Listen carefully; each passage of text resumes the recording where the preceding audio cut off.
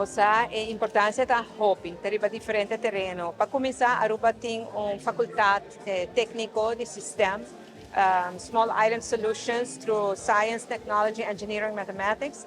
A faculdade até existe 5 anos acaba. E ela prova de estar exitosa, porque já tem vários graduados e nós compreendemos que outros semana vai ter essa uma pessoa que vai querer claro seu PhD, qual é algo hobby grande, nós estamos contentes que seja.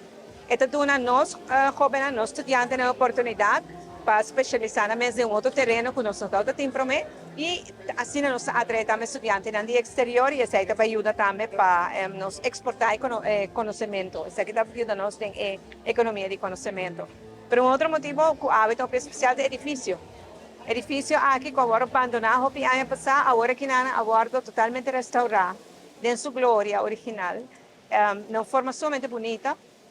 E esse é que era um momento sempre para nós para que na gente. Se não conhecemos a história, não ter um futuro.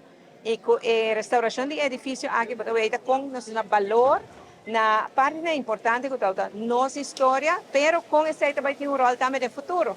Pois aqui nós jovens também buscamos conhecimento que temos é a área técnica que está em futuro, não é trabalho no futuro.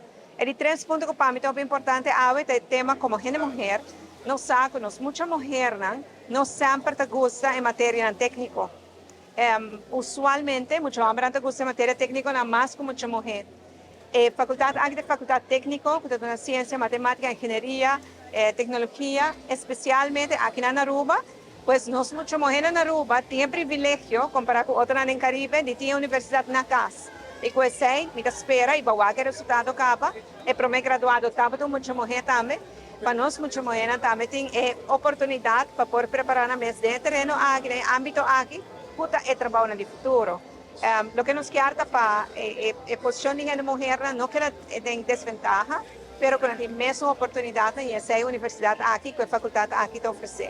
E no edifício novo aqui na um distrito de laboratório também, me asseguro que vai dar uma joia no Caribe, que para bem Aruba, para bem a universidade. E a trove nós não temos que invertir 3,6 milhões de euros, a União Europeia para o projeto aqui de maneira que o embaixador da União Europeia a declarar seu discurso, nós não aclaramos. Então, nós começar que outros 4 milhões que nós haya para digitalização, para e-government, me asseguro que também vai ter um projeto.